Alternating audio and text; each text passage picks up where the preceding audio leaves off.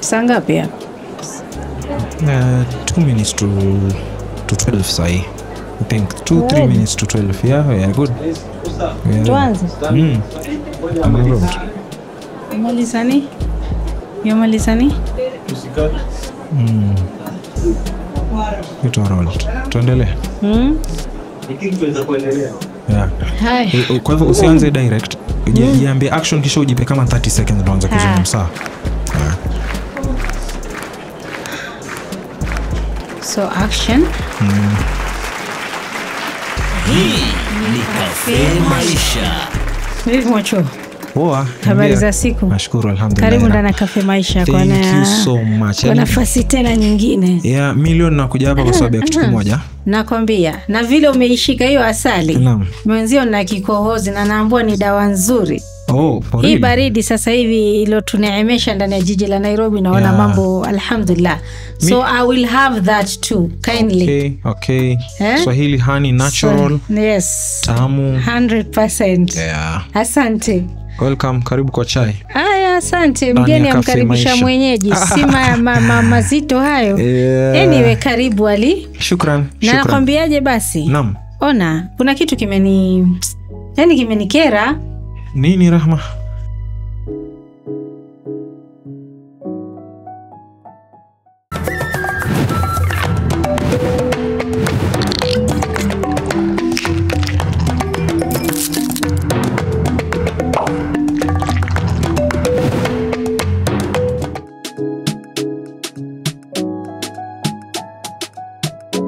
Paka imenitishia being a mother. Yeah. I had one bad experience leo. Asubuhi. Yes. Before you go cafe up. Yes. Kijana wa 16 years old. Yani almost umri wa mwanangu. Amemtwanga mamake, yani kumpiga. Like for real. Kichapo cha mbwa. A teenager. Yes, 16 year old. Mtu ni mtoto ambaye anajielewa na anaelewa. Amepiga mamake, majirani imebidi waingilie. We saw her, she was in a very bad condition. Yeah. But mom being a mom anasema no, asifanywe kitu because majirani were like you are old enough to understand what you've done. Mamake amtetea ama mtoto amtetea like you know sasa unajua ni kitendo cha aibu. Amepiga mamake, now everyone is like lazima itoe ndani waweke adabu. Yeah. Paka imefika kufikiria like kwani tumefika age gani ya kuacha watoto wetu wawe katika hali ya paka wanaweza kutuinulia mikono na kutupiga. Ali, what's going on? And those are the ripple effects of raising a teenager. And that you definitely need disobedience, whether your mom is right or wrong. Sindio? Sasa mtu pengine labda anaweza jiuliza is that a nuclear family? Kuna baba, kuna mama, ama huyu ni step mama anamlelea? A lot of questions. Sikutaka kuuliza zaidi, lakini what I know ni kwamba baba ameenda mbele ya haki. Wow, okay. All right? But does it make it okay for that boy to do what he did? It is not good because that is absolutely disobedience. Kabisa kwa mtoto. Na hii disobedience Rahma pengine unaangalia. Wewe ulipokuwa mdogo, were you not disobedient? Was I not disobedient at some point? To an extent, not to the extent of raising up our voices, neither slapping our parents. Kila mtu ana angle yake. For example, kama mimi, I vividly remember kwamba nilizaliwa Malindi. I spent part of my 9 years in Malindi. Na nikatoka Malindi in a gated community nikaja Likoni. Nilipokuja kuishi Likoni, I completely saw a different environment because that was a gated community. This is not a gated community. Kabisa, tuishi nyumba ya Kiswahili, people are free, madrasa you have to go, but we were in a private school mara kwanza huku, lakini environment penye tunakaa kule culture tofauti, Wagiriama, huku sufuria ikianguka kila mtu anajua sufuria imeanguka. And the first thing kila siku nikiambiwa kwamba Ali, by this time you are supposed to be back at home, hata kama huku kuko different, I used to disobey. Kwa sababu waona mazingira ulioko sasa hivi hakuna anayesikiza hivyo. Alafu kuna na kukejeliwa na wenzio. Exactly. Watu wananiita kuku bwana saa 12 unaingia bandani. Naitwa kwa grade Rahma. Wacha. Inanifanya nasikia vibaya. Huku naja environment ni tofauti kule Malindi, madrasa ilikuwa completely different curriculum. Huko watu wanapiga maulidi, they go out, they sleep at night. Wanaregulatiwa na maustadh, those madrasa teachers. But now that was a completely new adventure, new experience for me which I wanted to explore. And my dad was harsh. So kwa kweli ulikuwa una question like why was I having a different life when life is this, living like this? Yeah, so and at this age I don't know whom to blame. Kwa sababu ili catapult na vitu vingi. Now I started becoming resilient. And pia there was a shift in life kama nilivyosema ya kwamba maybe mzazi ameacha kazi and blah blah blah.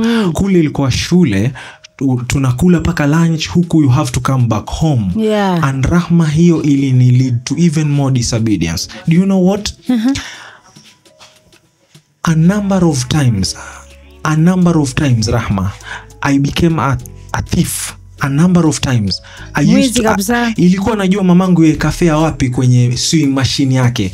I used to steal cherehani. I used to steal Rahma. I remember zilikuwa 50 bob notes kwa sababu saa hiyo tulirudi kwa nyumba nyingine ni self contained. Mamangu yafundisha Mazeras secondary and alikuwa ameka notes za 50 ama coins. 50 wakati huo. I used to steal. Na unajua nilikuwa nazificha wapi? Chini ya bed cover yangu ya kulala. So hakuna alikuwa anachunguza wala aloshtukia kama zinaondoka. She kept quiet for a while. But do you know why I used to do that?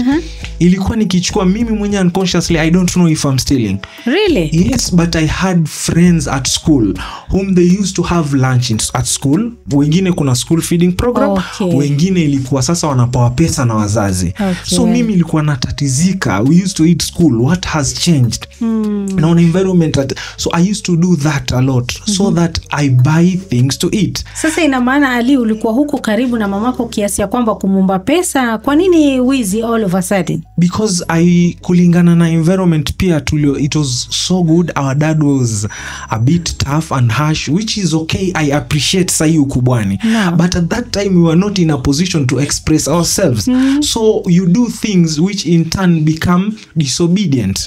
Unaona? Inakani ubaya kama venye unasema huyu amempiga mzazi wake. So there is an incident siku moja ya kwamba sister yangu ana narrate kwamba Ali, when we were young, nilikuwa naulizwa wenzangu na wenzake, why was she trekking from home to school yet your brother is ever boarding matatus? Matatu, yes. Sister, na mimi nakumbuka niko ndani ya matatu na muona sister yangu najificha paka mbele na inuka kisha nashuka. Now do you know what I used to buy? Cakes. I used to love cakes because my friend known as Ismail used to eat a lot of cakes. Cakes, juices, nini. Yani ulikuwa unataka kujiweka hadhi sawa na wenzio. Whatever they were having, I can have too. Alright?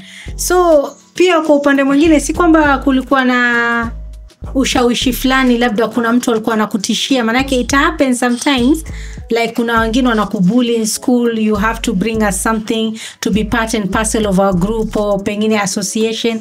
There's nothing like that. Niwe mwenyewe ilikuwa kuna some ka feeling fulani una get satisfied when you take that money. Alafu nyumbani pia there were so many things going on. Our dad was tough. He was going through issues. I may lose job. Unaona, even most of the times our mom was low. So mimi ilikuwa nakimbia sana times. So I feel good nikienda when I'm away from home. Sindio? So that was my way of expressing myself. But sana I used not to sleep home. Yes. Siku za madrasa sindio? I used not to sleep home. Why?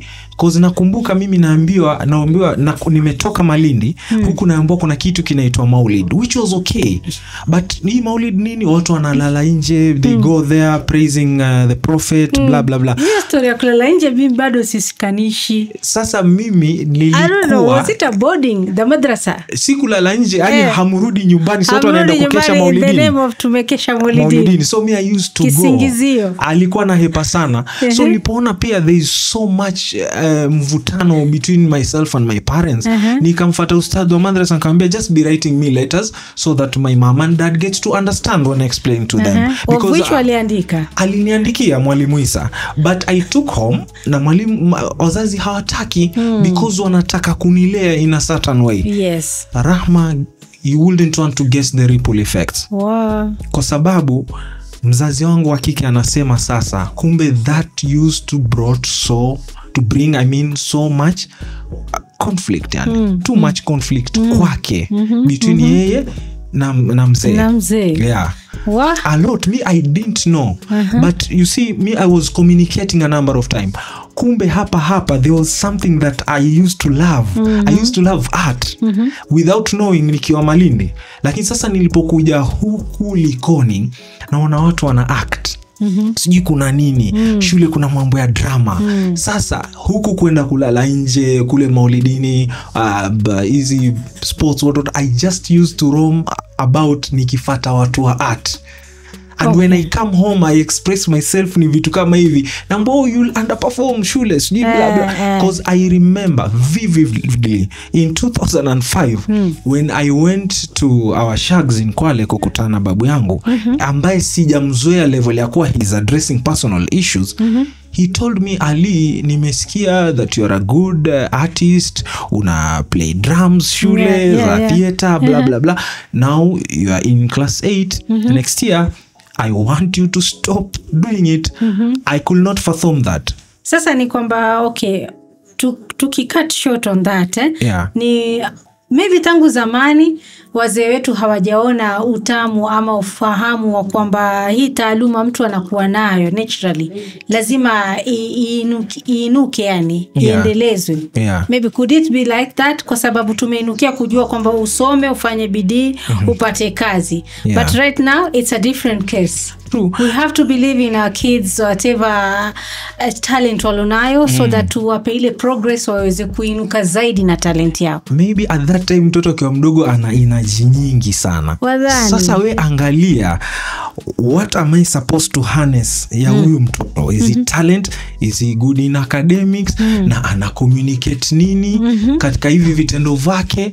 Unaona? Because sasa wewe ukimkataza sana bila mwelekeo, yani there is no structure ya kuwa huyu mtoto na mguide hivi.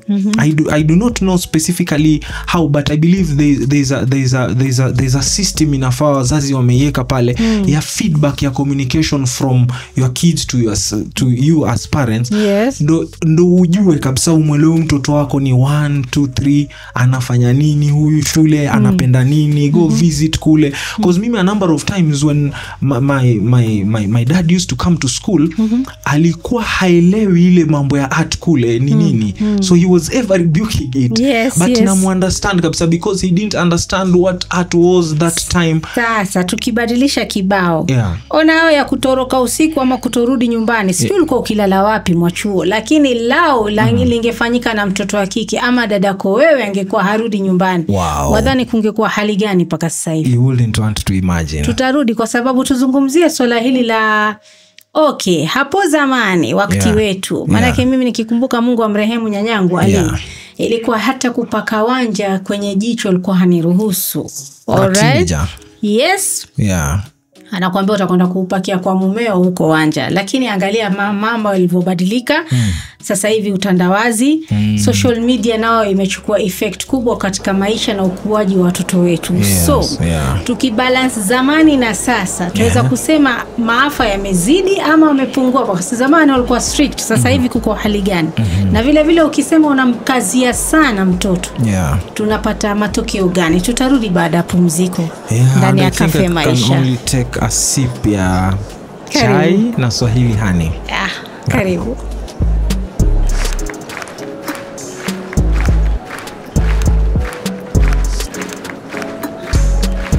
Iko sawa Isa?